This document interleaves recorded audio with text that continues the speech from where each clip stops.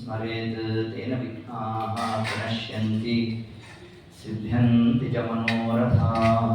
न माधवसमो देवो न च मध्वसमो गुरुः न तद्वाक्यसमं शास्त्रं न च तस्य समः पुमान् माता च कमला देवी पिता देवो जनार्दनः बान्धवाः विष्णुभक्ताश्च स्वदेशो भुवनत्रयम् प्रथमो हनुमान् नाम द्वितीयो भीम एव च पूर्णप्रज्ञस्तृतीयस्तु भगवत्कार्यसाधकः संसध्वंसि पदाम्भोज संसक्तो हंसपुङ्गवः ब्रह्मण्यगुरुराजाख्यो वर्ततात् मम मानसे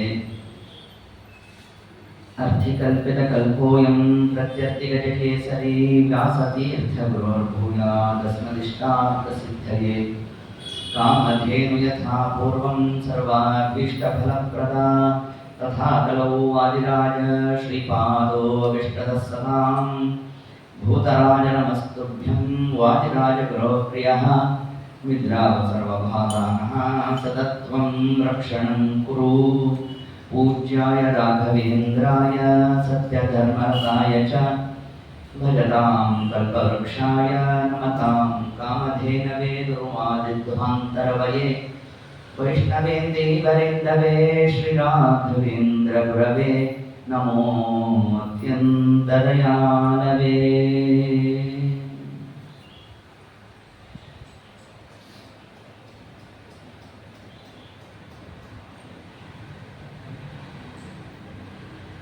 जन्माद्यस्य यतोऽन्वयादितरतः जार्थेषु विघ्नः स्वराट् तेने ब्रह्महृदाय आदिकवये मुह्यन्ति यं सूरयः तेजो वारिमृदां यथा विनिमयो यत्र त्रिसर्गो मृषा धाम्ना स्वेन सदा निरस्तकुहकम् सत्यं परं धीमहि निगमकल्पतरोर्गलितं फलं शुकमुखात् अमृतद्रवसंयुतं पिबत भागवतं रसम् आलयं मुहुरहो रसिकाः भुवि भावुकाः।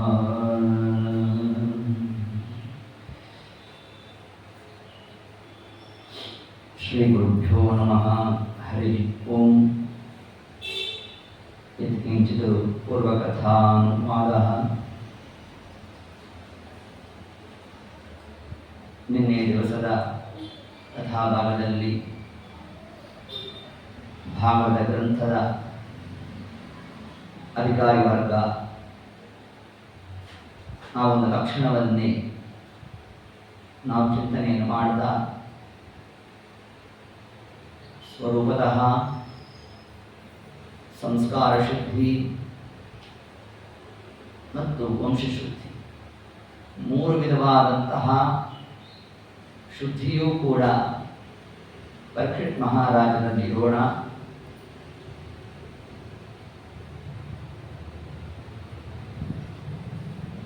ಶಮೀಕರ ಆಶ್ರಮಕ್ಕೆ ಪ್ರವೇಶ ಮಾಡಬೇಕು, ಸೋತ್ತಮರನ್ನ ಪರೀಕ್ಷೆ ಮಾಡತಕ್ಕಂತಹ ಆ ಒಂದು ಪ್ರವೃತ್ತಿ ಕಿಂಚಿತ್ ಅವರಿಗೆ ಪ್ರಾಪ್ತವಾಯಿತು. ಏತತ್ಕಾಲಕ್ಕೆ ಮುಂದೆ ಅವರ ಮಕ್ಕಳಾದ ಶೃಂಗಿ ತಾವು ಶಾಪವನ್ನು ಕೊಟ್ಟಿರೋಣ. ಇಷ್ಟೊತ್ತಿಗಾಗಲೇ ಪರೀಕ್ಷಿತ್ ಮಹಾರಾಜರು ತಾವು ಮನಸ್ಸಿನ ಚಿಂತನೆಯನ್ನು ಮಾಡಿದಂತೆ ನಾಭೇ ಅಧಸ್ಥ ಪಿತಕ ಒಬ್ಬ ಬ್ರಾಹ್ಮಣನ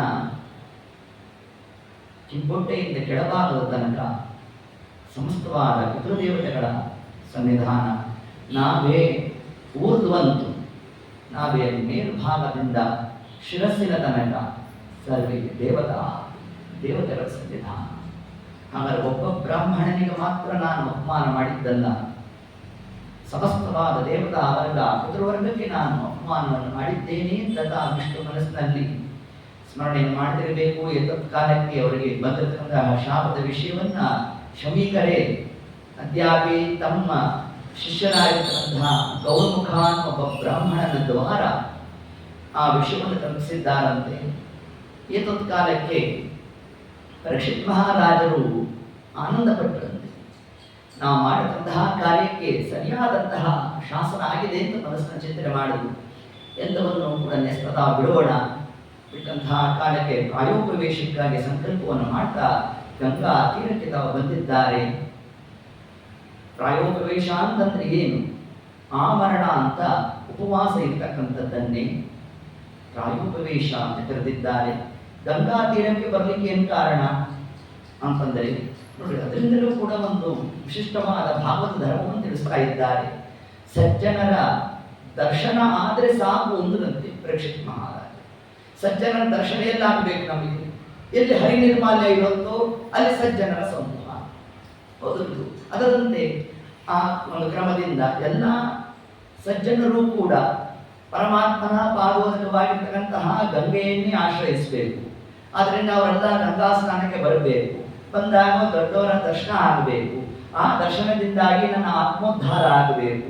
ಹೀಗೆ ಈ ಕ್ರಮದಿಂದ ತಾನು ಸಂಕಲ್ಪವನ್ನು ಮಾಡ್ತಾ ಕಾಲಕ್ಕೆ ತಾತ ನಿರೋಣ ಸಮಸ್ತವಾದ ಋಷಿವರ್ಗ, ದೇವತಾವರ್ಗ, ಪರಮಾತ್ಮನ ಅನೇಕ ರೂಪಗಳು ಅಲ್ಲಿ ಸನ್ನಿಹಿತ ಆಗೇ ಉಂಟು.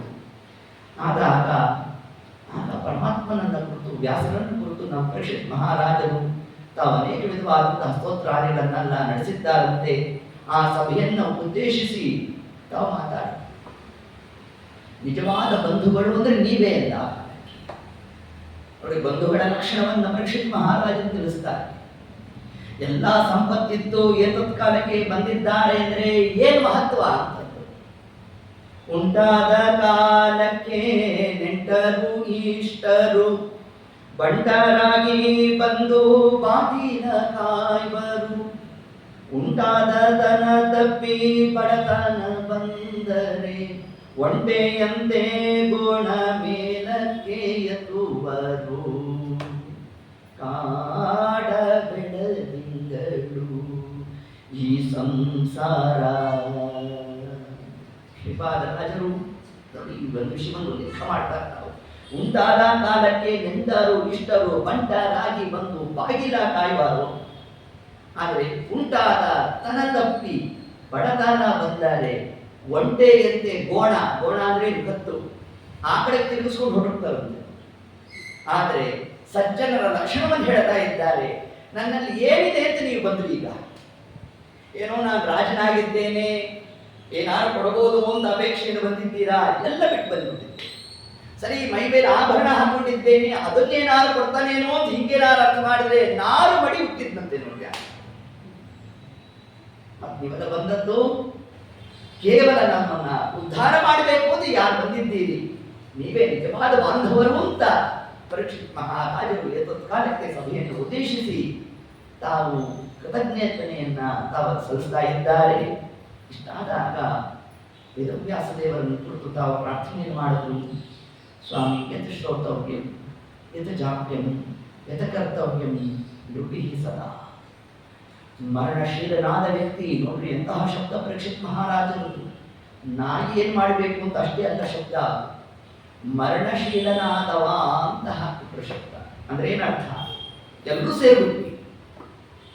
ಸಾಧಕ ವರ್ಗ ಯಾವ ಕ್ರಮದಿಂದಾಗಿ ಅವರು ಸಾಧನೆಯನ್ನು ಮಾಡಬೇಕು ಅದರ ಬಗ್ಗೆ ತಿಳಿಸ್ರಿ ಅಂತ ತಾವು ಪ್ರಾರ್ಥನೆಯನ್ನು ಮಾಡಿದರೆ ಒಂದು ಮಾತಾಡಲಿಕ್ಕಂತೆ ವ್ಯಾಸರು ಸುಮ್ಮನೆ ಆಚೆ ತಾವು ನೋಡಬೇಕು. ಪರೀಕ್ಷಿತ್ ಮಹಾರಾಜ ತಾವು ಆ ಕಾಲಕ್ಕೆ ನೋಡಿದ್ದಾರಂತೆ.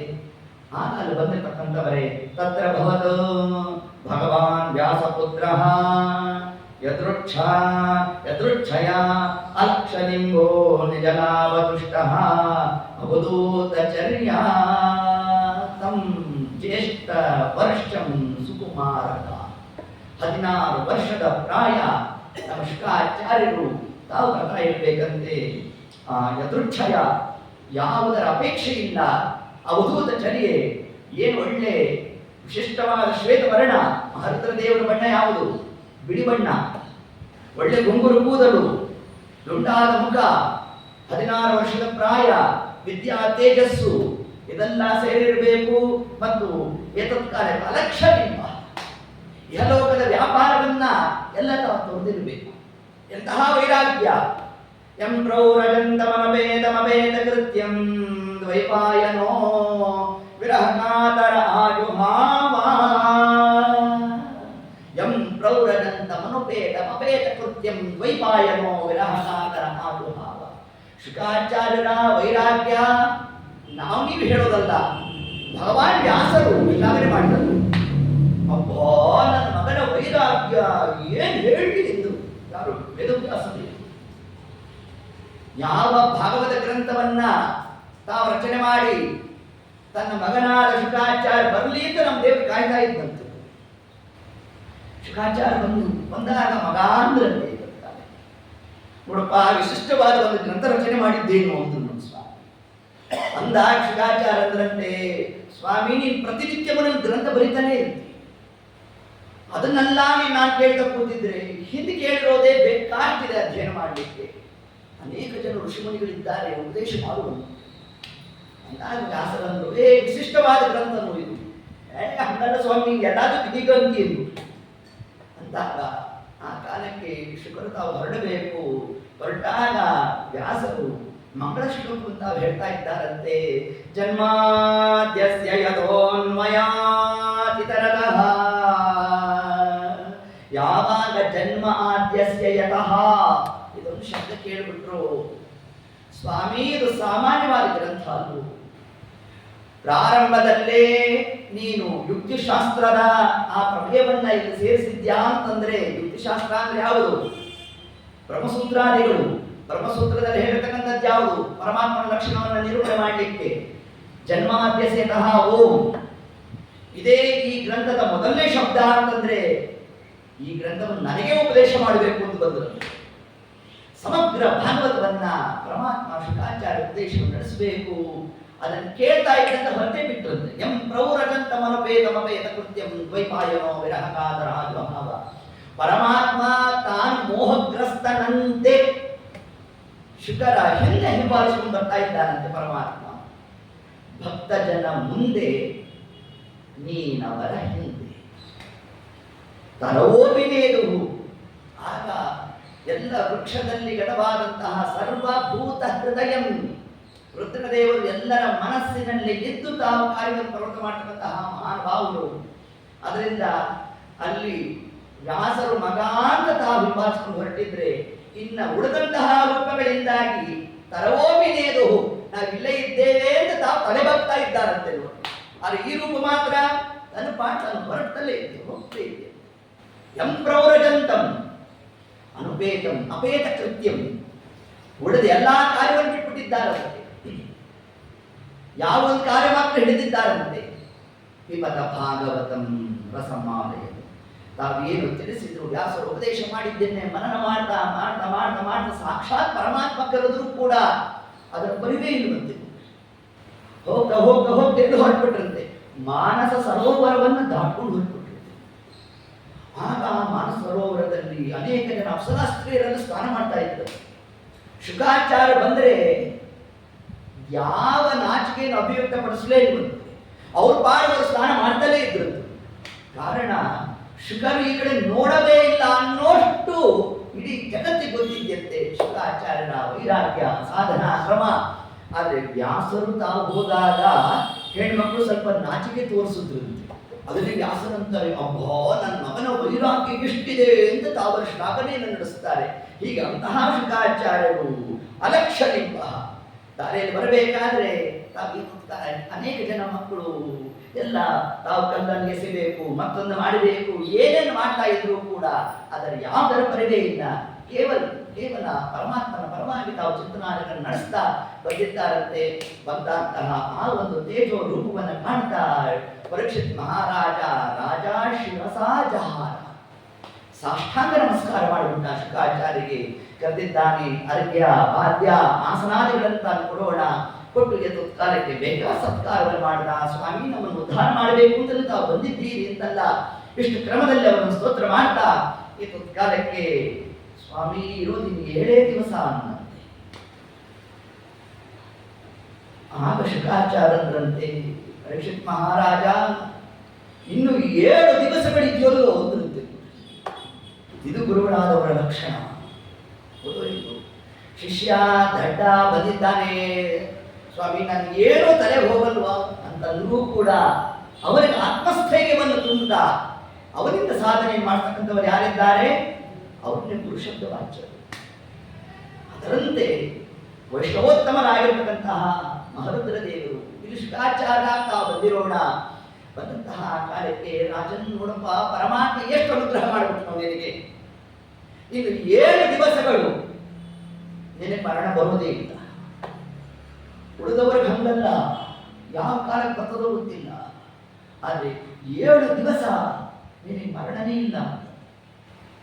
ಆವಶ್ಯಕ ನಮ್ಮ ಪರೀಕ್ಷಿತ್ ಮಹಾರಾಜರಂದರು, ಸ್ವಾಮಿ ನಾನು ಸಾವಿಗೆ ಹೆದರ್ತಾ ಇಲ್ಲ, ಸಾಧನಾ ಕ್ರಮ ಏನು ಅಂತ ಪ್ರಶ್ನೆ ಮಾಡಿದ್ರೆ ಆಗ ಶುಕಾಚಾರ್ಯರು ಕೊಟ್ಟಂತಹ ದೃಷ್ಟಾಂತವೇ ರಘುವಂಶದಲ್ಲಿ ಬಂದಿರತಕ್ಕಂತಹ ಖಟ್ವಾಂಗರಾಜನ ಸಾಧನಾ ಕ್ರಮವನ್ನ ಒಂದು ಮುಹೂರ್ತದಲ್ಲಿ ಸಾಧನೆ ಮಾಡಿರ್ತಕ್ಕಂಥವರಿದ್ದಾರಪ್ಪ. ಆದ್ದರಿಂದ ಅದಕ್ಕಾಗಿ ಚಿಂತೆ ಮಾಡಬೇಡ ಅಂತ ತಾನು ಹೀಗೆ ನಮ್ಮ ಶುಕಾಚಾರ್ಯ ಹೇಳಬೇಕು. ಸ್ವಾಮಿ, ಆದರೆ ನನ್ನಲ್ಲಿ ಕಾಡ್ತಾ ಇರ್ತಕ್ಕಂತಹ ಅನೇಕ ಒಂದು ಜಿಜ್ಞಾಸುಗಳು ಏನು ಅಂತಂದರೆ, ಯತ್ ಶ್ರೋತವ್ಯ, ಯಾವುದನ್ನು ಶ್ರವಣ ಮಾಡಬೇಕು, ಯಥೋದಾಪ್ಯಂ, ಯಾವುದರ ಜಪ ಮಾಡಬೇಕು, ಯತ್ ಕರ್ತವ್ಯಂ ನೃಪಿ ಸದಾ, ಯಾವ ಕಾರ್ಯವನ್ನ ಅವಶ್ಯವಾಗಿ ಮಾಡಲೇಬೇಕು, ಸ್ಮರ್ತವ್ಯಂ ಭಜನೀಯಂ ಬ್ರೂಹಿ ಯದ್ವಾ ವಿಪರ್ಯ. ದಯವಿಟ್ಟು ಇದರ ಬಗ್ಗೆ ನನಗೆ ತಿಳಿಸ್ಕೊಡ್ರಿ ಅಂತ ತತ್ಕಾಲಕ್ಕೆ ನಮ್ಮ ಪರೀಕ್ಷಿತ್ ಮಹಾರಾಜರು ತಾವು ಪ್ರಾರ್ಥನೆಯನ್ನು ಮಾಡಿದರೆ ಶುಕಾಚಾರ್ಯರಂತೆ ಇಂತಹ 100 ಪ್ರಶ್ನೆ ಇಟ್ಟರೂ ಕೂಡ ಒಂದೇ ಉತ್ತರ, ಜನ್ಮಲಾಭ ಪರಹ ಪುಂಸಾಮಂತೆ ನಾರಾಯಣ ಸ್ಮೃತಃ. ಶುಕಾಚಾರ್ಯ ಯಾವುದರ ಸ್ಮರಣೆ ಮಾಡಬೇಕು, ಯಾವುದರ ಭಜನೆ ಮಾಡಬೇಕು, ಯಾವುದನ್ನು ಶ್ರವಣ ಮಾಡಬೇಕು ಅಂತಂದ್ರೆ ಹರಿನಾಮ ಸ್ಮರಣೆಯನ್ನೇ ನಾವು ಸದಾ ಕಾಲ ಸ್ಮರಿಸ್ತಾ ಇರಬೇಕು. ಅದರದ್ದೇ ಜಪವಾದಿ ಅನುಷ್ಠಾನ, ಅದನ್ನ ನಿಮಿತ್ತ ಮಾಡ್ತಾ ಶ್ರವಣಾದಿಗಳು. ಹೀಗೆ ನಮ್ಮ ಕರ್ತವ್ಯವೂ ಕೂಡ ಯಾವುದನ್ನು ಅನುಸರಿಸಿರಬೇಕು ಅನ್ನೋ ಭಗವತ್ಪರವಾದಂತಹ ಚಿಂತನೆಯಿಂದಾಗಿ ನಾವು ಸಾಧನಾ ವಿಶೇಷವನ್ನು ಮಾಡಬೇಕು ಅನ್ನೋ ಒಂದು ಅಂಶವನ್ನೇ ಏತತ್ಕಾಲಕ್ಕೆ ನಮ್ಮ ಶುಕಾಚಾರ್ಯರು ಪರೀಕ್ಷಿತ್ ಮಹಾರಾಜರಿಗೆ ತಾವು ಉತ್ತರವನ್ನು ಕೊಡ್ತಾ, ಜನ್ಮ ಲಾಭ, ಇಡೀ ಜನ್ಮಕ್ಕೆ ಲಾಭ ಅಂತಂದ್ರೆ ಯಾವುದು? ಹರಿನಾಮ ಸ್ಮರಣೆ. 6 ಸಂಗಡ ಬಾಹೋಲಿಲ್ಲ, ನಾರಾಯಣನ ನಾಮ ನೆರೆಬಾಹೋದಲ್ಲದೆ. ಪರಮಾತ್ಮನ ನಾಮಸ್ಮರಣೆ ಒಂದು ಬಿಟ್ಟು ಇನ್ಯಾವ್ಯಾವುದು ಬರುವುದು? ಇವತ್ತು ನಾವು ನೀವು ಏನು ಕೇಳ್ತಾ ಇದ್ದೇವೆ, ಇದು 1 ಜನ್ಮಕ್ಕೆ, 10 ಜನ್ಮಕ್ಕೆ, 100 ಜನ್ಮಕ್ಕೆ, ಅಷ್ಟು ಮಾತ್ರ ಅಲ್ಲ, ವೈಕುಂಠ ಲೋಕಕ್ಕೆ ಹೋದಾಗಲೂ ಕೂಡ ಈ ವಿಶ್ವಾವಸುನಾಮ ಸಂವತ್ಸರದಲ್ಲಿ ನಾವು ಅದ್ಯಾಪಿ ಗಣಪತಿಯನ್ನ ಕುರಿತು ಆರಾಧನೆ ಮಾಡತಕ್ಕಂತಹ ಏತದ್ ದಿವಸದಲ್ಲಿ ಶ್ರವಣ ಮಾಡಿರ್ತಕ್ಕಂತಹ ಫಲ ಮೋಕ್ಷಾವಸ್ಥೆಯಲ್ಲೂ ಪರಮಾತ್ಮ ಉಣಿಸ್ತಾನಂತೆ. ತನ್ನಿಮಿತ್ತ ಇದನ್ನೇನಂತ ಕರೆದದ್ದು ಪರ್ವಕಾಲ ಅಂತ ಪರಮಾತ್ಮ ಕೊಟ್ಟಿದ್ದು. ಈ ಮಾಸವನ್ನೇ ಪ್ರೋಷ್ಠಪದಿ ಮಾಸ ಅಂತ ಕರೆದು, ಈ ಪ್ರೋಷ್ಠಪದಿ ಮಾಸದಲ್ಲೇ ಭಾಗವತವನ್ನು ನಾವು ಕೇಳಿದ್ರೆ ಆಂತರ್ಯ ಏನು ಅಂದ್ರೆ ಕೃಷ್ಣ ಅವತಾರ ಮಾಡಿದಂತಹ ಮಾಸ. ಶ್ರೀಮದಾಚಾರ್ಯ 2 ಕ್ರಮದಲ್ಲಿ ತಾವು ತಿಳಿಸಿದ್ದಾರೆ. ಹೀಗೆ ಆ ಯಾವ ಭಾಗವತದ ಪ್ರತಿಪಾದ್ಯ ರೂಪನಾದ ಪರಮಾತ್ಮನೋ ಆ ರೂಪ ಅಭಿವ್ಯಕ್ತ ಆಗಿರತಕ್ಕಂತಹ ಮಾಸ ಅದೇ ಸಿಂಹಮಾಸ, ಅದನ್ನೇ ಭಾದ್ರಪದ ಮಾಸ ಅನ್ನೋ ಒಂದು ಕ್ರಮದಿಂದ ನಾವು ಶ್ರಾವಣ ಮಾಸದಲ್ಲಿ ಮಾಡ್ತೀವಲ್ಲ. ಹಿಂಗೊಂದು ಪ್ರಶ್ನೆ ಬಂದರೆ ಅದಕ್ಕೆ ಇಷ್ಟೇ ಉತ್ತರ. ನಾವು ವೈಶಾಖ ಸ್ನಾನ ಅಂತ ಮಾಡ್ತೀವಿ. ಪ್ರಾರಂಭ ಆಗೋದು ಯಾವಾಗ? ಚೈತ್ರ ಮಾಸ ಕೃಷ್ಣ ಪಕ್ಷ ಪ್ರತಿಪತ್ತಿನಿಂದ ನಮಗೆ ಪ್ರಾರಂಭ ಮಾಡಿ. ಸಂಕಲ್ಪ ಏನು? ವೈಶಾಖ ಸ್ನಾನಂ ಅಹಂ ಕರಿಷ್ಯೆ. ಮಾಸ ಯಾವುದು? ಚೈತ್ರ ಮಾಸ. ಅಷ್ಟೇ ಇದು. ಹಾಗಾದ್ರೆ ಈಗ ನಾವು ಶ್ರಾವಣ ಮಾಸ ಕೃಷ್ಣ ಪಕ್ಷ ಅಷ್ಟಮಿ ತಿಥಿಯಲ್ಲಿ ಕೃಷ್ಣ ಜನ್ಮಾಷ್ಟಮಿ ಅಂತ ತಗೊಂಡ್ವಿ. ಆದರೆ ಅಲ್ಲಿ ನಾವು ಸಂಕಲ್ಪ ತಗೋಬೇಕಾದ್ರೆ ಹಿಂದೆ ನಾವು ಚಿಂತನೆ ಮಾಡಿದ್ವಿ, ಏಕತ್ಕಾಲಿಕ ವೈಶಾಖ ಮಾಸವನ್ನೇ ತಗೊಂಡಿದ್ವಿ, ಹೌದಾ? ಅದರಂತೆ ಇಲ್ಲೂ ಕೂಡ ಹಂಗೂ ನಾವು ನಿರ್ಣಯ ಮಾಡಲಿಕ್ಕೆ ಅವಕಾಶ ಇದೆ. ಏತದ ಕ್ರಮದಿಂದಾಗಿ ಇನ್ನ ಅನೇಕ ಕಡೆಯಲ್ಲಿ ಕೃಷ್ಣ ಪಕ್ಷದಿಂದ ಮತ್ತೊಂದು ಕೃಷ್ಣ ಪಕ್ಷದ ತನಕ ಆ ಒಂದು ಮಾಸ ಅನ್ನೋದು ಕೂಡ ಆ ಉತ್ತರ ಭಾರತದ ಕಡೆಯಲ್ಲಿ ಆ ಒಂದು ಸಂಕಲ್ಪವೂ ಕೂಡ ಇರುವುದರಿಂದಾಗಿ ಇದು ಕೃಷ್ಣ ಪಕ್ಷ, ಶ್ರಾವಣ ಮಾಸ ಅದು ಗ್ರಾಹ್ಯ. ಅದರಂತೆ ಭಾದ್ರಪದ ಮಾಸ ಅಂತ ನಾವು ತಗೊಂಡಾಗ ಹಾಗೆ ಸ್ನಾನದ ಸಂಕಲ್ಪದಲ್ಲಿ ನಾವು ಚೈತ್ರ ಮಾಸ ಇದ್ರೂ ಕೂಡ ಕೃಷ್ಣ ಪಕ್ಷ ಇದ್ರೂ ಕೂಡ ವೈಶಾಖ ಸ್ನಾನ ಅಂತ ನಾವು ಹೇಗೆ ವೈಶಾಖ ಮಾಸವನ್ನು ನಾವು ಹೇಳ್ತೇವೋ ಅದರಂತೆ ಇಲ್ಲಿ ನಾವು ಏಕಕ್ರಮದಿಂದಾಗಿ ಅನುಸಂಧಾನವನ್ನು ನಡೆಸಿದಾಗ ಯಾವುದೇ ವಿಧವಾದಂತಹ ಭಾರಕಾದಿಗಳಿಲ್ಲ. ಆದ್ದರಿಂದ ಭಾದ್ರಪದ ಮಾಸ ಅಂತಂದ್ರೆ ಅದು ಕೃಷ್ಣ ಅವತಾರ ಮಾಡಿರ್ತಕ್ಕಂತಹ ಮಾಸ. ಅಂತಹ ಮಾಸದಲ್ಲಿ ನಾವು ನೀವು ಕೂತು ಈ ಭಾಗವತದ ಶ್ರವಣವನ್ನು ಏನು ನಡೆಸ್ತಾ ಇದ್ದೇವೆ, ಇದು ಅನಂತ ಫಲ. ಉಳಿದ ಕಾಲದಲ್ಲಿ ನಾವು ಕೇಳಿದ್ರೆ ಫಲ ಇಲ್ಲ ಅಂತಲ್ಲ, ಒಂದು ಫಲ. ಈ ಪರ್ವಕಾಲದಲ್ಲಿ ಕೇಳಿದ್ರೆ ಅನಂತ ಫಲ. ಹೇಗೆ? ಸಕಾಲದಲ್ಲಿ ಸಂಧ್ಯಾ ವಂದನೆ ಮಾಡಿದ್ರೆ, ಸಂಧ್ಯಾಕಾಲದಲ್ಲಿ ಸಂಧ್ಯಾ ವಂದನೆಯನ್ನು ಮಾಡಿದ್ರೆ ದಶಗಾಯತ್ರಿಗೆ ಅನಂತ ಫಲ. ಕಾಲಾತೀತ ಆದ ಮೇಲೆ 1000 ಗಾಯತ್ರಿ ಮಾಡಿದ್ರೆ 1000 ಗಾಯತ್ರಿ ಮಾಡಿದ ಫಲ. ಒಂದೇ ಫಲ. ಆದರೆ ಆ ಸಮಯದಲ್ಲೇ ದೇಶಕಾಲ ಅದಕ್ಕೆ ಏನು ಒಂದು ಪರಮಾತ್ಮ ಒಂದು ಚಿಕ್ಕಬಂದಿಯನ್ನು ಹಾಕಿದ್ದಾನೆ. ಆ ನಿರ್ದಿಷ್ಟತೆಯಲ್ಲೇ ನಾವೇನಾದರೂ ಚಿಂತನಾದಿಗಳನ್ನು ನಡೆಸಿದ್ದೇವೆ ಅಂತಂದ್ರೆ ಅನಂತ ಫಲ ಪ್ರಾಪ್ತಿ ತಿಳಿಸಿಕೊಟ್ಟಿದ್ದಾರೆ. ಅದರಂತೆ ಪರೀಕ್ಷಿತ್ ಮಹಾರಾಜರು ತಾವು ಪ್ರಶ್ನೆ ಮಾಡಬೇಕು. ಜನ್ಮ ಲಾಭ ಪರಹ ಪುಂಸಾಮಂತೆ ನಾರಾಯಣ ಸ್ಮೃತಃ.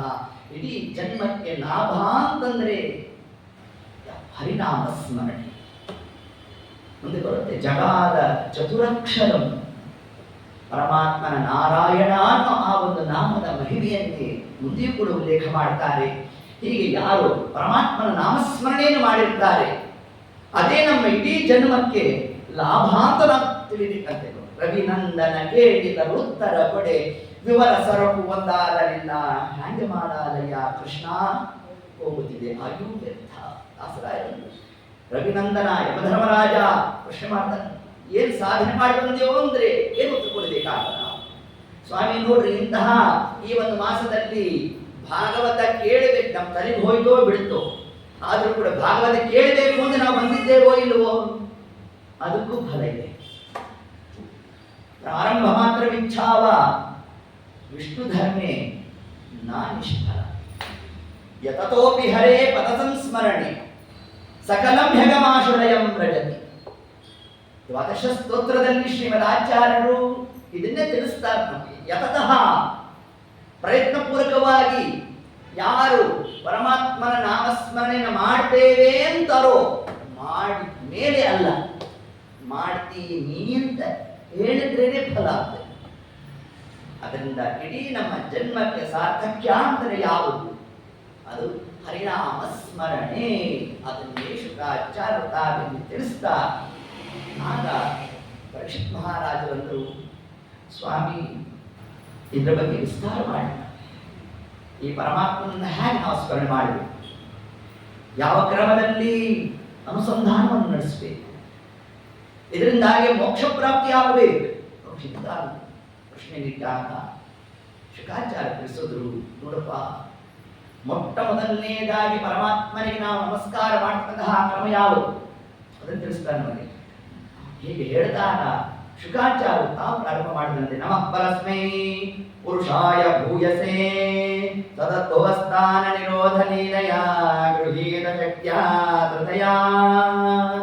ಆ ಪರಮಾತ್ಮನನ್ನ ನಾವು ನಮಃ ಪರಸ್ಮೈ ಪುರುಷಾಯ ಭೂಯಸೆ, ಮೊಟ್ಟ ಮೊದಲನೇ ನಮಸ್ಕಾರ ಯಾರಿಗೆ? ಪುರುಷನಿಗೆ ಅಂತ. ಪುರುಷನಿಗೆ ಅಂತ ಯಾಕೆ ಶಬ್ದ ಹಾಕೋದು ಅಂತಂದ್ರೆ ಅದಕ್ಕೆ ತಿಳಿಸ್ತಾರೆ, ನಾವು ಪ್ರತಿನಿತ್ಯ ಎದ್ದಾಗ ಮೊದಲಿಗೆ ಪರಮಾತ್ಮನ ಯಾವ ರೂಪಕ್ಕೆ ನಮಸ್ಕಾರ ಮಾಡಬೇಕು ಅದನ್ನು ತಿಳಿಸ್ತಾರೆ ಶುಕಾಚಾರ್ಯ. ನಮ್ಮಲ್ಲಿ ಕ್ರಮ ಏನು ಅಂತಂದ್ರೆ, ಮಲ್ಗೋ ಕೋಣೆಯಲ್ಲಿ ಯಾವುದೋ ಒಂದು ರಾಮನೋ ಕೃಷ್ಣನೋ ಒಂದು ಚಿತ್ರಪಟವನ್ನು ಹಾಕೊಂಡಿರ್ತೇವೆ, ಅದನ್ನು ನೋಡ್ತಾ ಹೇಳ್ತಕ್ಕಂಥದ್ದು ಲೋಕದ ಕ್ರಮ. ಅದೇನು ಪೂರಾ ತಪ್ಪು ಅಂತ ನಾವಿಲ್ಲಿ ಹೇಳಲಿಕ್ಕೆ ಹೊರಟಿಲ್ಲ, ಮಾಡೋಣ. ಆದರೆ ಭಾಗವತ ತಿಳಿಸಿದ್ದೇವು ಅಂತಂದ್ರೆ ಅಂತರ್ಧ್ರುವಾಯಾಮ್ ಅನುಪಲಬ್ಧವನ್, ನಮ್ಮ ಒಳಗೆ ಇರ್ತಕ್ಕಂತಹ ಬಿಂಬರೂಪಿಯಾದ ಪರಮಾತ್ಮ, ಅವನಿಗೆ ಹೆಸರೇನು? ಪುರುಷ ಅಂತ ಅವನಿಗೆ ಹೆಸರು. ಎಷ್ಟು ಪುರುಷ ರೂಪಗಳನ್ನು ಪರಮಾತ್ಮ ಅಭಿವ್ಯಕ್ತ ಮಾಡಿದ್ದಾನೆ. ಪುರುಷ ರೂಪ ತ್ರಯ ಎಲ್ಲಿ ಬರುತ್ತಿದ್ದು? ಹರಿಕಥಾಮೃತ ಸಾರ, ವ್ಯಾಪ್ತಿ ಸಂಧಿ, ಮಂಗಳ ಪದ್ಯ. ಅಲ್ಲಿ ಜಗನ್ನಾಥದಾಸರು ತಿಳಿಸ್ತಾರೆ, 3 ಪುರುಷ ರೂಪ ಅದನ್ನು ಹೇಳಿದ್ರು. ಮೊಟ್ಟ ಮೊದಲನೇ ಪುರುಷ ರೂಪ ಯಾವಾಗ ಅಂತಂದ್ರೆ, ಪ್ರಳಯ ಕಾಲ ಎಲ್ಲ ಮುಗಿಬೇಕು, ಅದಾದ ನಂತರದಲ್ಲಿ ಸಂಧಿಕಾಲ ಪ್ರಾರಂಭ ಆಗಬೇಕು. ಯಾವುದಕ್ಕೆ ಸಂಧಿಕಾಲ? ಸೃಷ್ಟಿಗೆ ಸಂಧಿಕಾಲ. ಆ ಸಂಧಿಕಾಲದಲ್ಲಿ ಪರಮಾತ್ಮ ತಾನು ಮೊದಲಿಗೆ ತನ್ನ ಮೂಲ ರೂಪದಿಂದ ಅಭಿವ್ಯಕ್ತ ಮಾಡಿರ್ತಕ್ಕಂತಹ ರೂಪ ಯಾವುದು? ಪುರುಷ ರೂಪ. ಆ ಪುರುಷ ರೂಪದಿಂದ ಪರಮಾತ್ಮ ಯಾವ ಕಾರ್ಯವನ್ನು ಪ್ರವೃತ್ತ ಮಾಡಿದ? ಕತ್ತಲನ್ನು ಪಾನ ಮಾಡಿದ. ಇದು ಮೊಟ್ಟ ಮೊದಲನೆಯದಾಗಿ ಆ ಪುರುಷ ರೂಪದಿಂದ ಪರಮಾತ್ಮ ಕಾರ್ಯವನ್ನು ನಡೆಸಿದ. ಇದಾದ ಮೇಲೆ ಆ ಪುರುಷ ರೂಪವೇ ವಾಸುದೇವ ರೂಪ ಆಯಿತು. ವಾಸುದೇವ, ಪ್ರದ್ಯುಮ್ನ, ಅನಿರುದ್ಧ, ಸಂಕೃಷ್ಣಾದಿ ರೂಪಗಳು. ಆ ಕಾಲಕ್ಕೆ ಸೂಕ್ಷ್ಮ ಸೃಷ್ಟಿಯನ್ನು ಮಾಡಿದ ಪರಮಾತ್ಮ. ಅಂದರೆ ಅವ್ಯಾಕೃತ ಆಕಾಶದಲ್ಲಿ ಏನು ಸತ್ವರ್ಗ ಸ್ತಮ ಗುಣಗಳು ತಾವು ಇತ್ತು, ಅವ್ಯಕ್ತವಾಗಿತ್ತು. ಪದಾರ್ಥ ಇದೆ, ಕಾರ್ಯ ನಡೀತಾ ಇಲ್ಲ. ಆಗ ಯಾವ ಅಂಬೃಣಿ ನಾಮಕಳಾದ ಲಕ್ಷ್ಮೀದೇವಿ ಪರಮಾತ್ಮನನ್ನ ತಾನು ಸ್ತೋತ್ರ ಮಾಡಿದ್ಲೋ, ಆ ಸ್ತೋತ್ರಕ್ಕೆ ಅನುಗುಣವಾಗಿ ಪರಮಾತ್ಮ ತಾನು ಸೃಷ್ಟಿಯನ್ನು ಮಾಡಬೇಕು ಅಂತ ಇಚ್ಛೆಯನ್ನು ಪಟ್ಟಿದ್ದಾನೆ. ಆ ಇಚ್ಛೆಯನ್ನು ಪಟ್ಟಾಗ ಮಾಡಿರ್ತಕ್ಕಂತಹ ಸೃಷ್ಟಿಯನ್ನು ಏನಂತ ಕರೆದ್ರು? ಮುಷ್ಟಿ ಸೃಷ್ಟಿ ಅಂತ ಕರೆದ್ರು. ಆ ಮುಷ್ಟಿ ಸೃಷ್ಟಿಯನ್ನು ಮಾಡಬೇಕಾದರೆ ಪರಮಾತ್ಮ ಮೊದಲು ತಾನೇನು ಮಾಡಿದ ಅಂತಂದ್ರೆ, ಎಲ್ಲ ಸತ್ವರಜ ಸ್ತಮ ಗುಣಗಳೆಲ್ಲ ಒಟ್ಟಿಗೆ ಸೇರಿತ್ತು, 3 ಬೇರ್ಪಡಿಸ್ದ. ಹಿಂಗ್ ಬೇರ್ಪಡಿಸ್ದ ಆ 3 ಗುಣಗಳಿಗೆ ಲಕ್ಷ್ಮೀದೇವಿಯ 3 ರೂಪಗಳು ಅಭಿಮಾನಿ ಆಗುವಂತೆ ಮಾಡ. ಹಿಂಗೆ ಮಾಡ್ದ ಆ 3 ಗುಣಗಳಲ್ಲಿ ಲಕ್ಷ್ಮೀದೇವಿ ತಾನು ನಿಂತು ಕಾರ್ಯವನ್ನು ಪ್ರವೃತ್ತ ಮಾಡುವಂತೆ ಪರಮಾತ್ಮ ತಾನು ನಡೆಸಿದ್ದಾನೆ. ಆ 3 ಗುಣಗಳ ಮಿಶ್ರಣವೇ ಮುಂದೆ ನಮಗಾದದ್ದು ಯಾವುದು? ಮಹತ್ತತ್ವ. ಆ ಮಹತ್ತತ್ವವೇ ಜಡ ಪ್ರಕೃತಿ ಅಂತ ಕರೆದು. ಚಿತ್ ಪ್ರಕೃತಿ, ಅಚಿತ್ ಪ್ರಕೃತಿ. ಅಚಿತ್ ಪ್ರಕೃತಿ ಅಂತಂದ್ರೆ ಬ್ರಹ್ಮಾಂಡ, ಚಿತ್ ಪ್ರಕೃತಿ ಅಂತಂದ್ರೆ ಅದು ಅವ್ಯಾಕೃತ ಆಕಾಶ. ಹೀಗೆ ಅವ್ಯಾಕೃತ ಆಕಾಶದಿಂದಾಗಿ ಈ ಅಚಿತ್ ಪ್ರಕೃತಿಯನ್ನು ಕರೆಸ್ಕೊಂಡಿರ್ತಕ್ಕಂತಹ ಈ ಜಡ ಪ್ರಕೃತಿ ಏನಿದೆ, ಆ ಜಡ ಪ್ರಕೃತಿಯನ್ನ ಪರಮಾತ್ಮ ಲಕ್ಷ್ಮೀದೇವಿ ದ್ವಾರ ತಾನು ನಿರ್ಮಾಣವನ್ನು ಮಾಡಿಸ್ದ. ಇಷ್ಟು ಆಗೋ ಕಾಲಕ್ಕೆ ಇನ್ನು ಮುಂದೆ ಜೀವನ ಸೃಷ್ಟಿ ಆಗಬೇಕಲ್ಲ. ಆ ಕಾಲ ಪರಮಾತ್ಮ ತಾನೇನ್ ಮಾಡ್ದ? ಅನಂತ ಜೀವರಾಶಿಗಳು ಇದ್ದಾರೆ. ಪರಮಾತ್ಮ ತಾನು ಕೈಯನ್ನು ಹಾಕಿದಾಗ ಒಂದಿಷ್ಟು ಜೀವಗಣ ಪರಮಾತ್ಮನ ಕೈಗೆ ಬಂತು. ಯಾವ ಜೀವಗಣ ಬಂತು ಅಂತಂದ್ರೆ ಅದನ್ನು ನಮಗೆ ಶಾಸ್ತ್ರಕಾರ ತಿಳಿಸ್ತಾರೆ. ಕಾಲಕ್ಕೆ ಲೋಕದಲ್ಲಿ ಒಂದು ದೃಷ್ಟಾಂತವನ್ನು ಕೊಡ್ತಾರೆ. ರೈತನಾದವನು ಹೇಗೆ ಭತ್ತದ ಚೀಲದ ಒಳಗೆ ತಾನು ಕೈಯನ್ನು ಹಾಕಿದಾಗ ಒಂದಿಷ್ಟು ಭತ್ತ ಬಂತು, ಅದನ್ನು ಕೃಷಿ ಭೂಮಿಗೆ ತಾನು ಹಾಕಿದ್ದಾನೆ ಅಂತ ಹೇಳ್ತಾರೋ, ಯಥಾವತ್ತಾಗಿ ಅದೇ ಕ್ರಮ ಅಲ್ಲ. ಕಾರಣ, ಒಬ್ಬ ರೈತನಾದವನಿಗೆ ತಾನು ಭತ್ತದ ಚೀಲಕ್ಕೆ ಕೈಯನ್ನು ಹಾಕಿದಾಗ ಯಾವ ಭತ್ತ ಮೊಳಕೆ ಒಡೆಯುತ್ತೆ, ಯಾವುದು ಒಡೆಯೋಲ್ಲ ಅನ್ನೋ ಜ್ಞಾನ ಇಲ್ಲ. ಆದರೆ ಪರಮಾತ್ಮ ಹಾಗಲ್ಲ. ಈಗ ತಾನು ಕೈಯನ್ನು ಹಾಕಿದ್ದಾನೆ ಅಂತಂದ್ರೆ ಈ ಬ್ರಹ್ಮಕಲ್ಪದಲ್ಲೇ ಯಾರು ಸೃಷ್ಟಿಗೆ ಬರಬೇಕು ಅನ್ನೋ ಜ್ಞಾನ ಪರಮಾತ್ಮನಿಗಿದೆ. ಜನ್ಮ ಆದ್ಯತೆ ಯತಃ ಚ ಅರ್ಥೇಶು ಅಭಿಜ್ಞಃ. ಪರಮಾತ್ಮ ತಿಳಿದು ತಾನು ಸೃಷ್ಟಿಯನ್ನು ಮಾಡ್ತಾ ಇದ್ದಾನೆ. ಅಂದ್ರೆ ಇದರ ಆಂತರ್ಯ, ದೇವರು ಅನಂತ ಜೀವರಾಶಿಗಳ ಮಧ್ಯದಲ್ಲಿ ತನ್ನ ಸೃಷ್ಟಿ ಮಾಡಬೇಕು ಅಂತ ಆ ಮುಷ್ಟಿ ಸೃಷ್ಟಿಯನ್ನು ಮಾಡಬೇಕಾದರೆ ಈ ಕಲ್ಪದಲ್ಲೇ ನಾವು ಯಾಕೆ ಬಂದ್ವಿ, ಹಿಂದಿನ ಕಲ್ಪದಲ್ಲಿ ಯಾಕೆ ಬಂದಿರಲಿಲ್ಲ, ಮುಂದಿನ ಕಲ್ಪದಲ್ಲಾದ್ರೂ ಬರ್ಬೋದಾಗಿತ್ತಲ್ಲ ಅಂತಂದ್ರೆ ಇದು ನಮ್ಮ ಅಧೀನ ಅಲ್ಲ. ಆ ಜೀವರಾಶಿಗಳ ಶ್ವಾಸ ನಿಶ್ವಾಸಾದಿಗಳ ದ್ವಾರ ಅಸುರ್ಜಾವಸ್ಥೆಯಲ್ಲೇ ಜೀವನ ಸಾಧನೆಯನ್ನ ಆಗಿರಬೇಕು. ಉಸಿರಾಟದ ದ್ವಾರ ಯಾರ್ಯಾರು ತ್ರಿವಿಧ ಜೀವರಾಶಿಗಳ ಆ ಒಂದು ವ್ಯಾಪಾರ ಅಪದಾಸ್ಥಾನಕ್ಕೆ ಬರುತ್ತೋ ಬಂದಾಗ ಅವರನ್ನ ಮಾತ್ರ ಪರಮಾತ್ಮ ತಾನು ತನ್ನ ಕೈಗೆ ತಗೊಂಡ ಅವರನ್ನ ತಾನು ಸೃಷ್ಟಿಗೆ ತಂದಿದ್ದಾನೆ. ನೋಡಿ, ಇಷ್ಟು ಕ್ರಮದಲ್ಲಿ ಪರಮಾತ್ಮನ ಆ ಒಂದು ಸೃಷ್ಟಿಯನ್ನೇ ಏನಂತ ಆ ಸೃಷ್ಟಿ ಮಾಡಿಕೊಂಡ ರೂಪ ಯಾವುದು? ಪುರುಷ ರೂಪ. ಒಂದು ಪುರುಷ ರೂಪ. ಇನ್ನು ಎರಡನೇ ಪುರುಷ ರೂಪ ಯಾವುದು ಅಂದ್ರೆ ಈ ಮಹತ್ತತ್ವ ಸೃಷ್ಟಿಯಾದಾಗ ಬ್ರಹ್ಮದೇವರ ಸೃಷ್ಟಿ ಮುಂದೆ ಬರುತ್ತೆ. ಒಟ್ಟಾರೆ ಬ್ರಹ್ಮದೇವರು ಸೃಷ್ಟಿಯಾಗಿದ್ದಾರೆ ಅಂತ ಅರ್ಥ ಮಾಡಿ. ಆ ಬ್ರಹ್ಮದೇವರು 14 ಲೋಕಗಳನ್ನು ಸೃಷ್ಟಿ ಮಾಡಿದ್ರು. ಆ ಬ್ರಹ್ಮದೇವರ ಪರಮಾತ್ಮ ತಾನಿದ್ದು ಬ್ರಹ್ಮಾಂಡದ ಒಳಗೆ ತಾನು ಪ್ರವೇಶ ಮಾಡಿದ. ಅದು ಎರಡನೇ ಪುರುಷ ರೂಪ. ಮೊದಲನೇ ಪುರುಷ ರೂಪ ಅವ್ಯಾಕೃತ ಆಕಾಶ, ಎರಡನೇ ಪುರುಷ ರೂಪ ಬ್ರಹ್ಮಾಂಡದ ಒಳಗೆ, ಮೂರನೇ ಪುರುಷ ರೂಪ ಪಿಂಡಾಂಡದ ಒಳಗೆ. ಇದನ್ನೇ ಶುಕಾಚಾರ್ಯ ತಿಳಿಸಿದ್ದು ನಮಃ ಪರಸ್ಮೈ ಪುರುಷಾಯ ಭೂಯಸೆ ಅಂತರ್ಧ್ರುವಾಯ. ನನ್ನ ಒಳಗೆ ಇರತಕ್ಕಂತಹ ಭಗವದ್ ರೂಪಕ್ಕೆ ನಮಸ್ಕಾರ ಮಾಡ್ತೇನೆ ಅಂತ ಶುಕರು ತಾವು ಪ್ರಾರಂಭ ಮಾಡಿದ್ರೆ ಆಗ ನಮ್ಮ ಪರೀಕ್ಷಿತ್ ಮಹಾರಾಜರು ಸ್ತೋತ್ರ ಮಾಡಿದ್ರಂತೆ, ಸ್ವಾಮಿ ನೀವಂತೂ ಬಿಂಬ ಪರೋಕ್ಷ ಆಗಿರ್ತಕ್ಕಂಥವರು, ಆಗ ಉಳಿದಂತಹ ಸಾಧಕ ವರ್ಗ ಇನ್ನು ಬಿಂಬ ಪರೋಕ್ಷ ಆಗಿಲ್ಲ. ಈಗ ನೀವು ತಿಳಿಸ್ತಿರೋದು ಮೊದಲನೇ ಪರಮಾತ್ಮನ ಯಾವ ರೂಪಕ್ಕೆ ನಮಸ್ಕಾರ? ಬಿಂಬ ರೂಪಕ್ಕೆ ನಮಸ್ಕಾರ. ನಮಗಿನ್ನು ಬಿಂಬ ಪರೋಕ್ಷ ಆಗಿಲ್ಲ. ಅಂತವರ ಸಾಧನಾ ಕ್ರಮ ಹೇಗೆ? ಆಗ ಶುಕಾಚಾರ್ಯರು ತಾವು ತಿಳಿಸಿದ್ದೆ, ಒಂದು ಸಾಧಾರಣವಾದ ಭಗವದ್ ರೂಪವನ್ನು ನಾವು ಚಿಂತನೆ ಮಾಡಬೇಕು. ಕೇಚಿತ್ ಸ್ವದೇಹಾಂತ ಹೃದಯಾವಕಾಶೇ ಪ್ರಾದೇಶ ಮಾತ್ರ ಹೃದಯಂ ಸ್ಮರಂತ. ಚೋಟುದ್ದನಾದ ಪರಮಾತ್ಮ ನಮ್ಮ ಹೃದಯದಲ್ಲಿ ಇದ್ದಾನಪ್ಪ. ಪ್ರಾದೇಶ ಮಾತ್ರ ಹೃದಯಂ ಸ್ಮರಂತಂ. ಹೃದಯದಲ್ಲಿ ನಮ್ಮ ಹೆಬ್ಬೆಟ್ಟು ಎಷ್ಟಿದೆಯೋ ಅಷ್ಟು ಗಾತ್ರದ ಪರಮಾತ್ಮ ಸ್ಥಿತನಾಗಿದ್ದಾನೆ. ಆ ರೂಪ ಹೇಗಿದೆ ನೋಡಿ, ಶುಕಾಚಾರ್ಯ ಎಷ್ಟು ಕ್ರಮದಲ್ಲಿ ಉಪದೇಶವನ್ನು ಮಾಡ್ತಾ ಇದ್ದಾರೆ. ಚತುರ್ಭುಜಂ, 4 ಭುಜಗಳಿಂದ ಪರಮಾತ್ಮ ಕೂಡಿದ್ದಾನೆ. ಕಂಜ, ಕಮಲವನ್ನ ಕೈಯಲ್ಲಿ ಹಿಡಿದಿದ್ದಾನೆ. ಕಂ ಅಂದರೆ ನೀರು, ಜ ಅಂದರೆ ಜನಿ ಪ್ರಾದುರ್ಭಾವೆ, ನೀರಿನಲ್ಲಿ ಹುಟ್ಟಿದ ಯಾವುದು ಪ್ರಧಾನವಾಗಿ ಕಮಲ, ಅದರಿಂದ ಕಂಜ. ರಥಾಂಗ ಅಂದರೆ ಚಕ್ರ. ರಥದ ಮುಖ್ಯವಾದ ಅಂಗ ಯಾವುದು? ಚಕ್ರ. ಆದ್ದರಿಂದ ರಥಾಂಗ ಅಂದರೆ ಚಕ್ರವನ್ನ ಧಾರಣೆ ಮಾಡಿದ್ದಾನೆ. ಶಂಖ ಗದಾಧರಂ ಧಾರಣಾಯ ಸ್ಮರಂತಿ. ಪರಮಾತ್ಮ ಶಂಖ ಚಕ್ರ ಗದಾ ಪದ್ಮವನ್ನ ಧಾರಣೆ ಮಾಡಿದ್ದಾನೆ ಅಂತ ನಾವು ಎಲ್ಲಿ ತನಕ ಈ ರೂಪದ ಉಪಾಸನೆ ಅಂತಂದ್ರೆ ನಮ್ಮ ನಿಯತ ಗುರುಗಳು ಬಂದು ನಮ್ಮ ಒಳಗಡೆ ಇರ್ತಕ್ಕಂತಹ ಬಿಂಬರೂಪ ಯಾವುದು ಅಂತ ತಿಳಿಸೋ ತನಕ ಈ ರೂಪ, ಆಮೇಲೆ ಬಿಡಬೇಕು ಅಂತಲ್ಲ. ಈ ರೂಪದೊಟ್ಟಿಗೆ ನಮ್ಮ ನಿಯತ ಗುರುಗಳು ತಿಳಿಸಿರ್ತಕ್ಕಂತಹ ಭಗವದ್ ರೂಪವನ್ನು ಐಕ್ಯ ತಗೋಬೇಕು ನಾವು. ಕಾರಣ ನಮ್ಮ ನಿಯತ ಗುರುಗಳು ಅವರಲ್ಲಿ ಮೊದಲಿಗೆ ನನ್ನ ಬಿಂಬರೂಪವನ್ನು ಇಡಬೇಕು.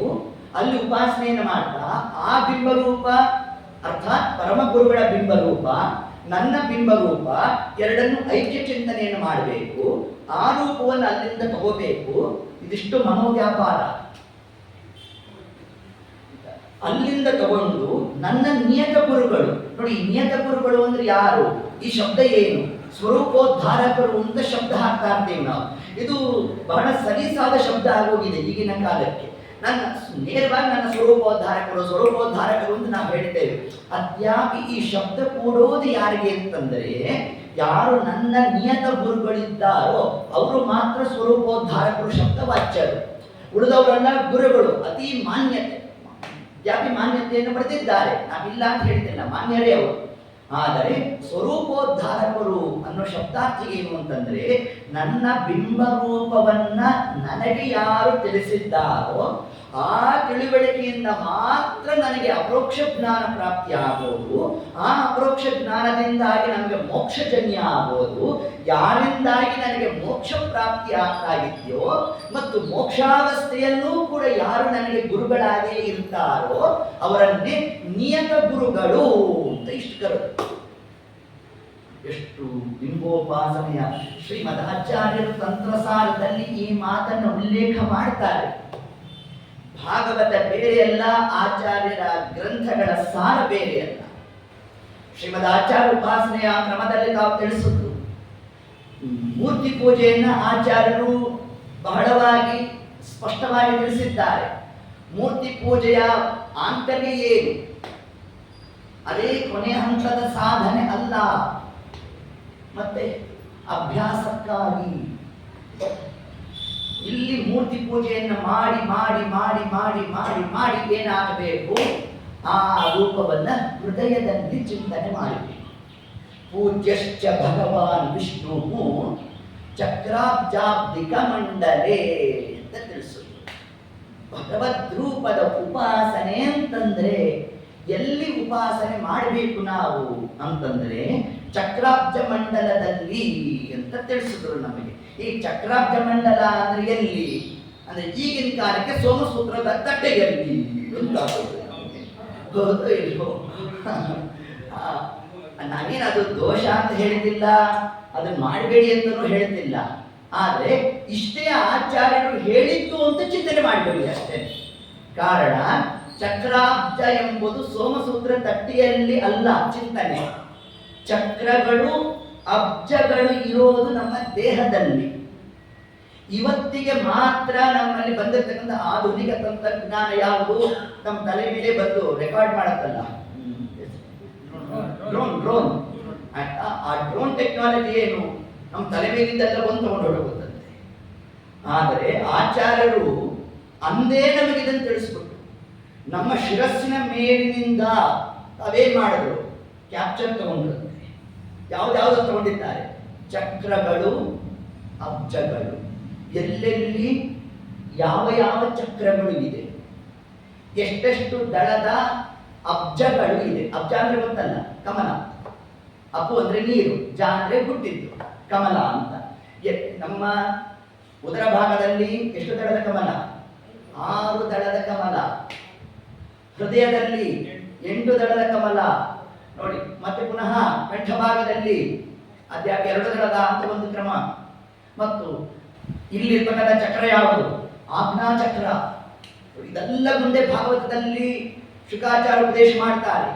ಹೀಗೆ ಒಂದೊಂದು ಕಡೆಯಲ್ಲಿ ಈ ಚಕ್ರಗಳು, ಅಬ್ಜಗಳು ಒಂದೊಂದನ್ನು ನಾವು ಉಪಾಸನೆ ಮಾಡಬೇಕು ಅಂದ್ರೆ ನಮ್ಮ ತಲೆ ಕತ್ತಲೇ ಇಲ್ಲ. ಅದಕ್ಕೆ ಆಚಾರ್ಯನ್ನು ಮಾಡುದು ಅದೆಲ್ಲವನ್ನು ಒಂದು ಕಡೆಗೆ ಶೇಖರಣೆ ಮಾಡಬೇಕು. ಮಾಡಿ ಅದು ಹೇಗೆ ಕಾಣುತ್ತೆ ಅಂತಂದ್ರೆ, ಒಬ್ಬ ಜೀವಿಯ ಶಿರಸ್ಸಿನ ಮೇಲಿಂದ ನಾವು ಈ ಚಕ್ರ ಅಬ್ಜಗಳು ಎಲ್ಲ ನಾವು ನೋಡ್ತಾ ಹೋದ್ರೆ ಹೇಗೆ ಕಾಣುತ್ತೆ ಅಂತಂದ್ರೆ, ಚಕ್ರಾಬ್ಜ ಮಂಡಲವನ್ನ ಆಚಾರ್ಯರು ತಾವು ರಚನೆ ಮಾಡಿ ಕೊಟ್ಟರು ನಮಗೆ. ಇದರ ಮಧ್ಯದಲ್ಲಿ ಇರತಕ್ಕಂತಹ ರೂಪವೇ ಘೃಣಿ ಶಬ್ದವಾಚ್ಯನಾದ ಪರಮಾತ್ಮ. ಅವನೇ ನಮ್ಮ ಬಿಂಬರೂಪಿ. ಆ ಬಿಂಬರೂಪಿಯಾದ ಪರಮಾತ್ಮನನ್ನೇ ನಾವು ನಮಃ ಪರಸ್ಮೈ ಪುರುಷಾಯ ಭೂಯಸೆ, ಆ ರೂಪಕ್ಕೆ ನಾವು ಪ್ರತಿನಿತ್ಯ ನಮಸ್ಕಾರವನ್ನ ಮಾಡಬೇಕು. ಇಡೀ ಭಾಗವತ ಗ್ರಂಥ ನಮಗೆ ತಿಳಿಸಿದ್ದು ಏನನ್ನ ಅಂತಂದ್ರೆ, ನಮ್ಮ ಬಿಂಬರೂಪಿಯಾದ ಪರಮಾತ್ಮನನ್ನ ಹೇಗೆ ಉಪಾಸನೆ ಮಾಡಬೇಕು ಅಂತ. ಹಾಗೆ ಚೆನ್ನಾಗಿದೆ ನಿಮ್ಮ ಉಪನ್ಯಾಸ. ಹಾಗಾದ್ರೆ ಧ್ರುವರಾಜರ ಚರಿತ್ರೆ ಬಂದಿದ್ದು ಸುಳ್ಳ? ಪ್ರಹ್ಲಾದರಾಜರ ಚರಿತ್ರೆ ಬಂದಿದ್ದು ಸುಳ್ಳ? ಅದರಂತೆ ಅಂಬರೀಷ್ ಮಹಾರಾಜರ ಕಥಾಭಾಗ ಬಂದಿದ್ದು ಸುಳ್ಳ? ಅದ್ಯಾವುದೂ ಸುಳ್ಳಲ್ಲ. ಕೇವಲ ಕಥಾರೂಪದಲ್ಲಿ ನೋಡಬೇಡಿ ಅದನ್ನ. ಅದರಲ್ಲಿ ಇರ್ತಕ್ಕಂತಹ ಆಂತರ್ಯ ಏನು? ಭಗವದ್ ದರ್ಶನ ಆಗಬೇಕು ಅಂತಂದ್ರೆ ಪ್ರಹ್ಲಾದರಾಜರಿಗೆ ಯಾವ ದೇವರ ಪೆಟ್ಟಿಗೆ ಇಟ್ಕೊಂಡಿದ್ರು, ಯಾವ ಶಾಲೆ ಗ್ರಾಮದ ಪೆಟ್ಟಿಗೆ ಇಟ್ಕೊಂಡಿದ್ರು, ಪ್ರತಿನಿತ್ಯ ಪೂಜೆ ಮಾಡ್ತಾ ಇದ್ರು. ಆದರೂ ಪರಮಾತ್ಮ ಇಂಥ ಕಡೆಯಲ್ಲಿ ಇದ್ದಾನೆ ಅಂತ ಅವರು ಹೇಳಬೇಕು, ಅಲ್ಲೇ ಭಗವದ್ ರೂಪ ಪ್ರಕಟ ಆಗಬೇಕು. ಹಾಗಾದ್ರೆ ಆ ಉಪಾಸನಾ ಕ್ರಮ ಹೇಗೆ?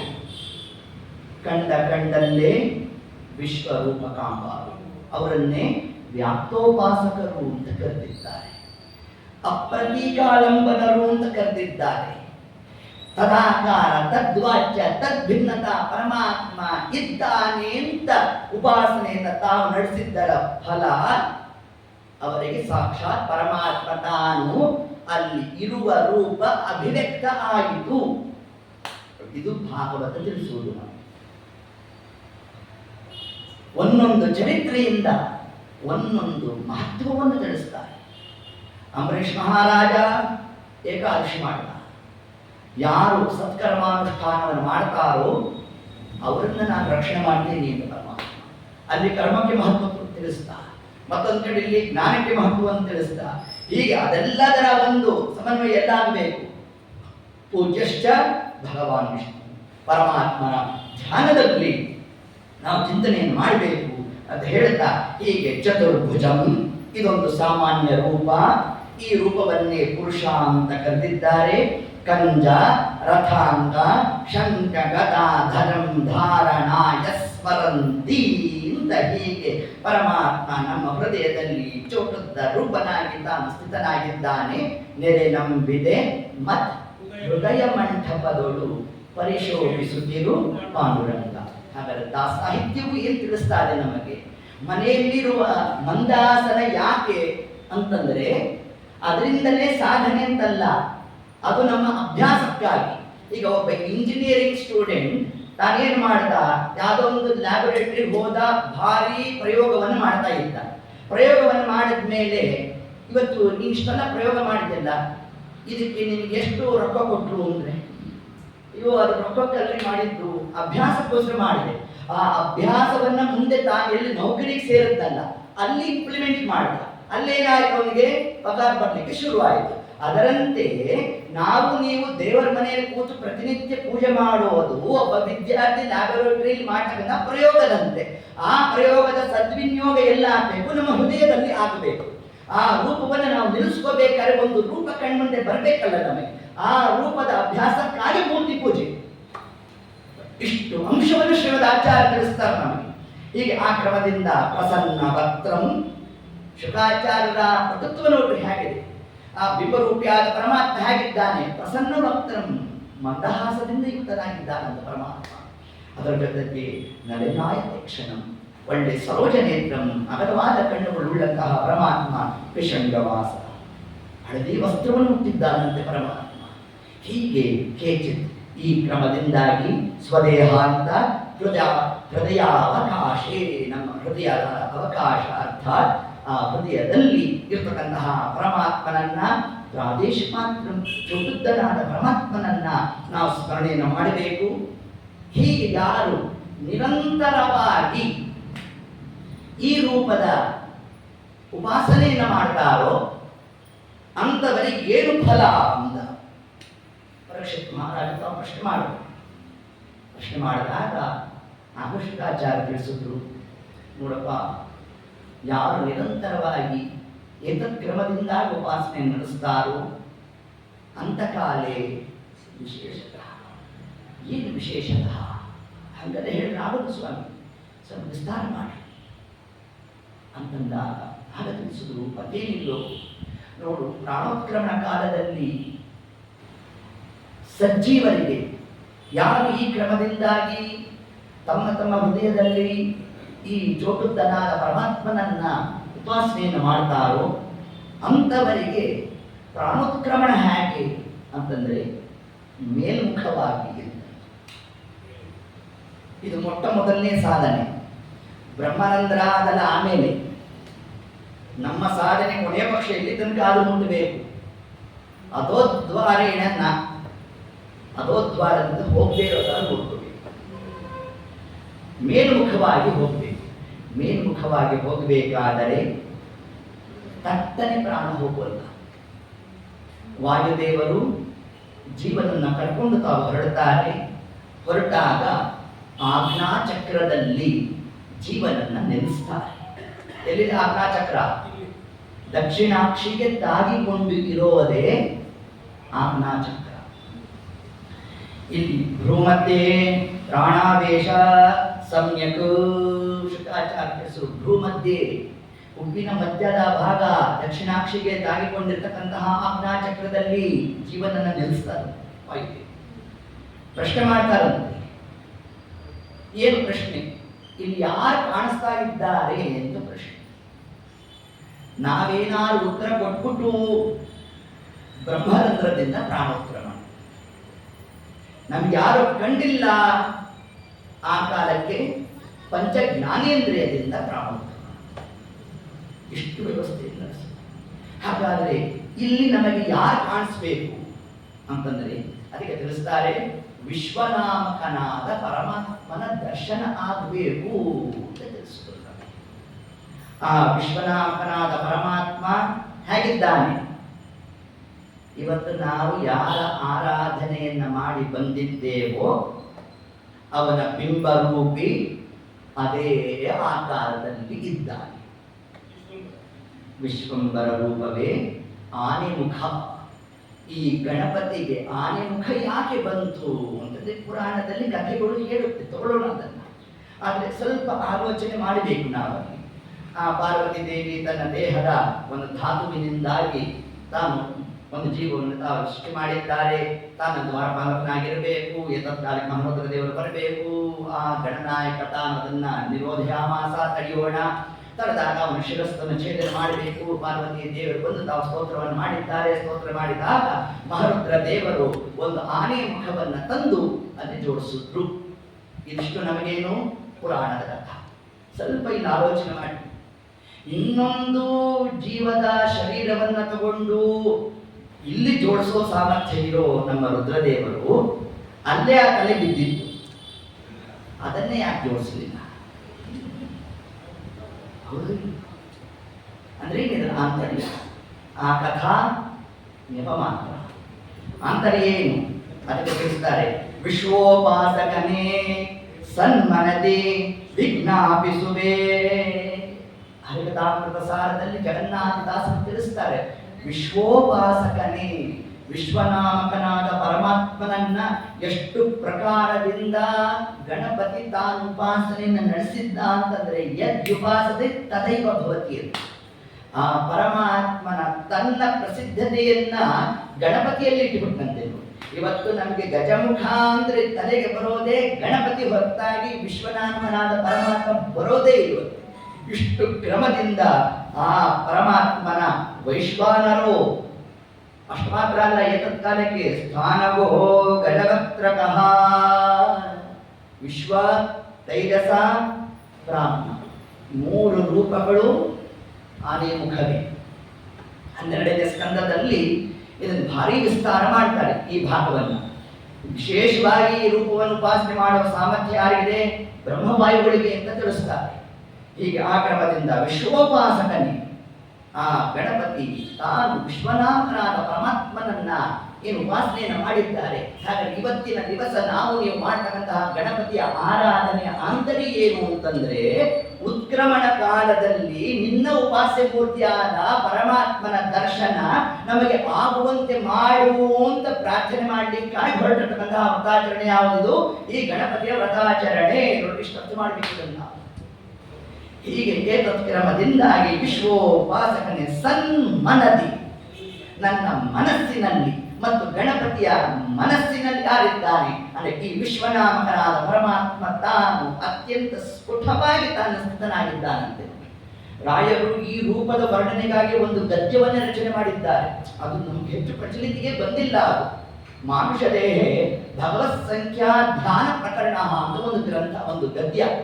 ಆ ಗದ್ಯದಲ್ಲಿ ಏನ್ ತಿಳಿಸ್ತಾರೆ ಅಂದ್ರೆ, ಈ ವಿಶ್ವ ತೈಜಸ ಪ್ರಾಜ್ಞ ಈ ರೂಪಗಳ ವರ್ಣನೆಯನ್ನ ಮಾಡ್ತಾರೆ ರಾಯರು. ಹೀಗೆ ಒಟ್ಟಾರೆಯಾಗಿ ಸದ್ಯಕ್ಕಂತೂ ನಾವೆಷ್ಟು ಚಿಂತನೆ ಮಾಡೋಣ, ಗಜಮುಖ ಅಂತ ಇಷ್ಟು ನಾವು ಸ್ಮರಣೆಯನ್ನು ಮಾಡ್ತಾ ಹೀಗೆ ಆ ವಿನಾಯಕಸ್ತು ವಿಶ್ವಸ್ಯ ಜ್ಞಾನಾದ್ಯೈ ಗಜವಕ್ರತಾಂ. ಶ್ರೀಮದಾಚಾರ್ಯ ತಿಳಿಸ್ತಾರೆ, ಗಣಪತಿಗೆ ಗಜಮುಖ ಹೇಗೆ ಬಂತು? ವಿನಾಯಕಸ್ತು, ಈ ವಿನಾಯಕನಿಗೆ ವಿಶ್ವಸ್ಯ ಧ್ಯಾನ, ವಿಶ್ವನಾಥನಾದ ಪರಮಾತ್ಮನ ಧ್ಯಾನ ಮಾಡಿದ್ದರ ಫಲ ಅವನು ಬಂದಿರತಕ್ಕಂಥದ್ದು ಯಾವುದು? ಗಜಮುಖ. ವಿಷ್ಣುಂಶವನ್ನು ತಿಳಿಸೋದು ಎಂತಹ ಉತ್ತಮ ಅಧಿಕಾರಿ ಗಣಪತಿ. ಯಾಕೆ ಪ್ರತಿನಿತ್ಯ ನಾವು ಸ್ತೋತ್ರ ಮಾಡಬೇಕು? ಪರಮಾತ್ಮ ಮುಂದೆ ಭಾಗವತದಲ್ಲೂ ಬರುತ್ತೆ ಈ ಮಾತು ನಮಗೆ. ಮೇಲಿಂದ ಮೇಲೆ ಗಣಪತಿ ಹಿರಿಮೆಯನ್ನು ಪರಮಾತ್ಮ ಮೇಲೆ ಹಿಡಿತದಂತೆ, ಹೀಗೆ ಉಪಾಸನೆ ಮಾಡಿ ಅಂತ ತಾನು ತಿಳಿಸ್ತಾನಂತೆ.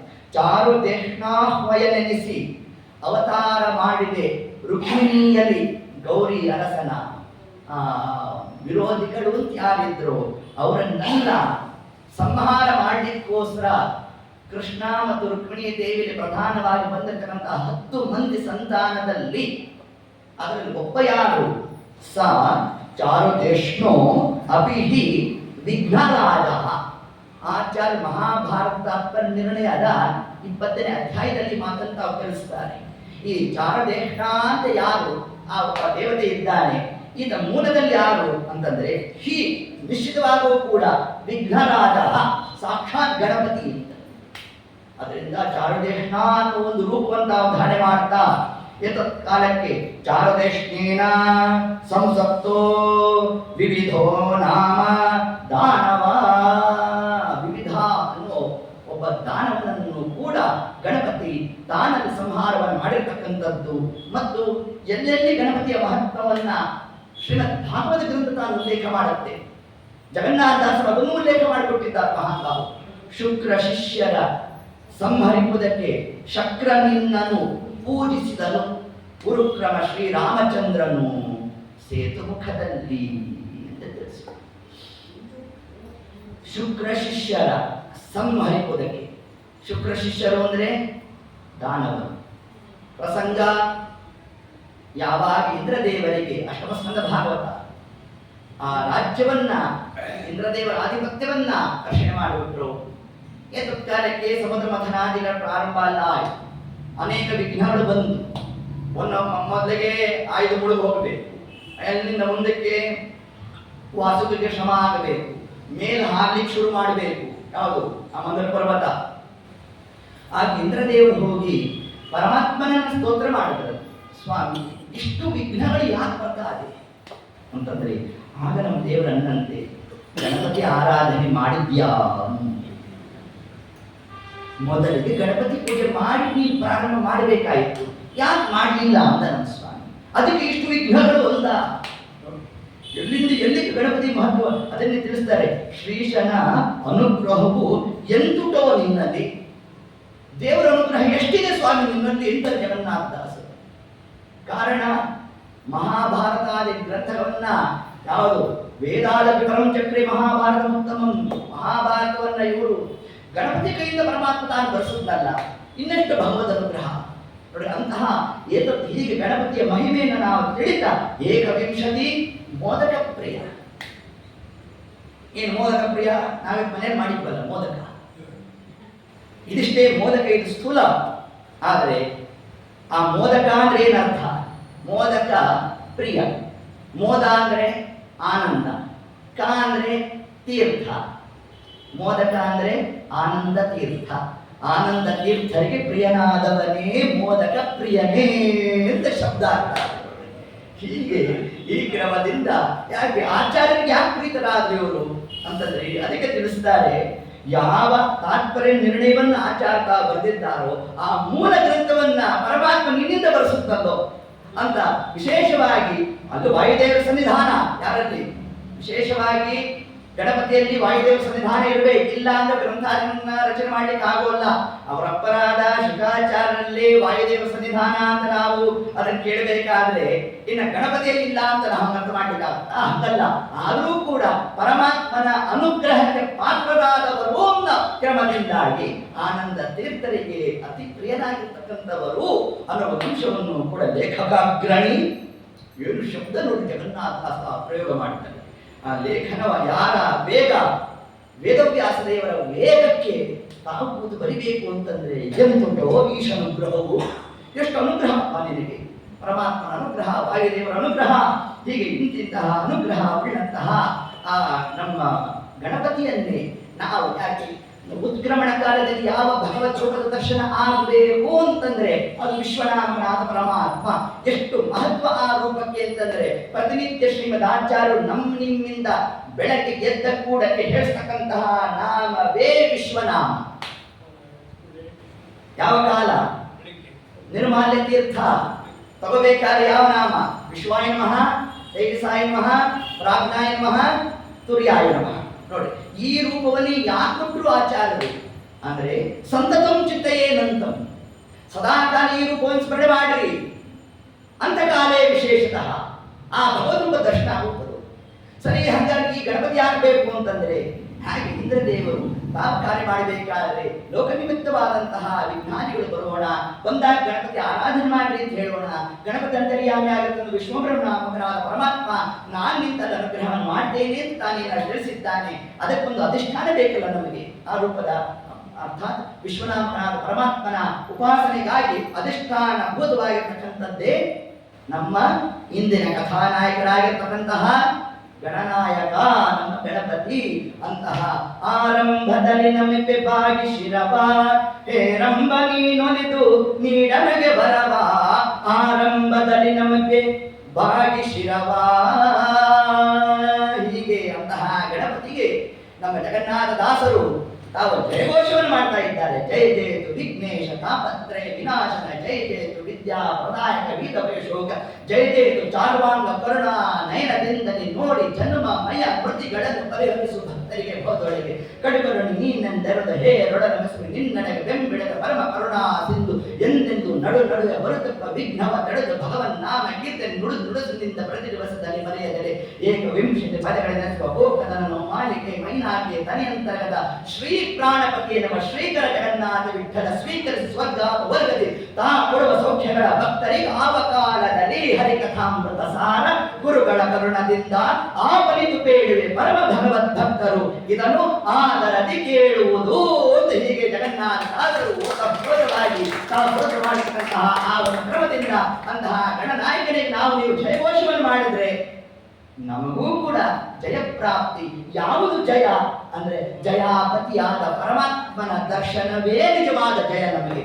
ಆದ್ದರಿಂದ ಅದಕ್ಕೆ ಮುಖ್ಯವಾದಂತಹ ಅಧಿಷ್ಠಾನಭೂತರಾಗಿರ್ತಕ್ಕಂಥವರು ಯಾರು ಅಂದ್ರೆ ಆಕಾಶ ತತ್ವಕ್ಕೆ ಅಭಿಮಾನಿಗಳಾಗಿರ್ತಕ್ಕಂತಹ ಆಕಾಶನಾಮ ವಿಘ್ನೇಶ.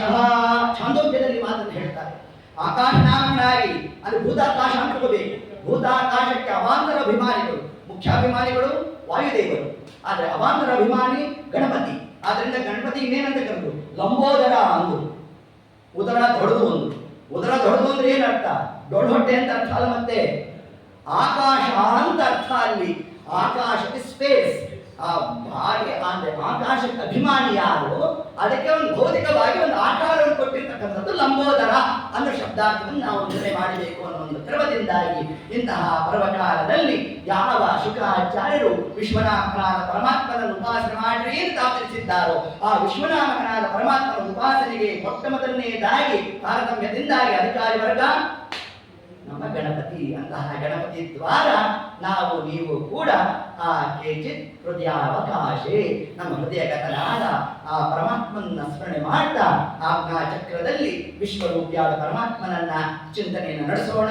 ಹೀಗೆ ಯಾರು ಸ್ಮರಣೆ ಮಾಡಿರ್ತಾರೆ ಅವರಿಗೆ ಯಾವ ಯಾವ ಮಾರ್ಗದಿಂದಾಗಿ ಅವರಿಗೆ ಲೋಕಾದಿಗಳ ಪ್ರಾಪ್ತಿ ಅನ್ನೋದನ್ನೇ ಮುಂದೆ ಶುಕಾಚಾರ್ಯ ಉದ್ದೇಶವನ್ನು ಮಾಡ್ತಾರೆ. ಹೀಗೆ ಆ ಕ್ರಮದಿಂದಾಗಿ ನಾವು ಹೆಚ್ಚು ಕಥಾಭಾಗವನ್ನು ತಗೊಂಡಿಲ್ಲ, ಇಲ್ಲಿರ್ತಕ್ಕಂಥ ಪ್ರಮೇಯ ಭಾಗ ಮಾತ್ರ ತಗೊಂಡು ಹೆಚ್ಚು ಕಥಾಭಾಗ ನಾವೆಲ್ಲ ಕೇಳಿದ್ದೇವೆ ಅಂತ ಈ ಭಾಗವನ್ನೇ ನಾವು ಆಯ್ದು ತಿಳಿಸ್ತಾ ಇದ್ದೇವೆ. ಹೇಗೆ ಹೇಳ್ತಾ ಆ ಕ್ರಮದಲ್ಲಿ ಇನ್ನು ನಾಳೆ ದಿವಸದ ಕಥಾಭಾಗದಲ್ಲಿ ಎಷ್ಟು ಕ್ರಮದಿಂದ ಪ್ರಾಣೋತ್ಕ್ರಮಣಾದಿಗಳು ಅನ್ನುವುದನ್ನೇ ಶುಕಾಚಾರ್ಯ ಪರೀಕ್ಷಿತ್ ಮಹಾರಾಜರು ಉದ್ದೇಶ ಮಾಡಿದ್ದಾರೆ. ಆ ಎಲ್ಲಾ ಭಾಗವನ್ನು ಯಥಾಶಕ್ತಿ ನಾಳೆ ದಿವಸದ ಕಥಾಭಾಗದಲ್ಲಿ ನೋಡೋಣ ಅಂತ ಹೇಳ್ತಾ ಸರ್ವಂ ಶ್ರೀ ಕೃಷ್ಣಾರ್ಪಣಮಸ್ತು. ಹರಯೇ ನಮಃ. ಆರು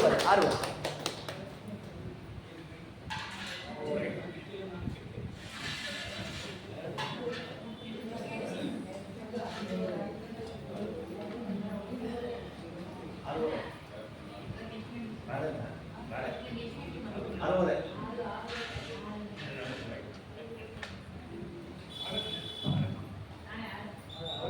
ಹರಿಶ್ರೀನಿವಾಸ. ನಾಳೆ ನಾವು ಪಂಚಾಂಗ ಶ್ರವಣ, ವಿಶ್ವವಸನಾಮ ಸಂವತ್ಸರ, ದಕ್ಷಿಣಾಯನ ವರ್ಷ ಋತು, ಮಾಸ ಮಾಸನಾಯಕ ಶ್ರೀ ಬುದ್ಧಿ ಹೃಷಿಕೇಶ.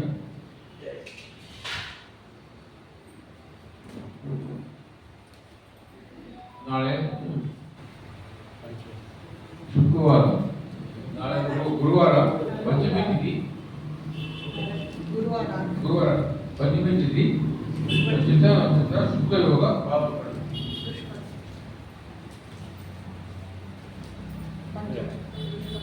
ಋಷಿ ಪಂಚಮಿ ವ್ರತ, ನೂತನ ವ್ರತಗ್ರಹಣ, ಉದ್ಯಾಪನ ಮಾಡಬಹುದು ಅಂತ ಹಾಕಿದ್ದಾರೆ.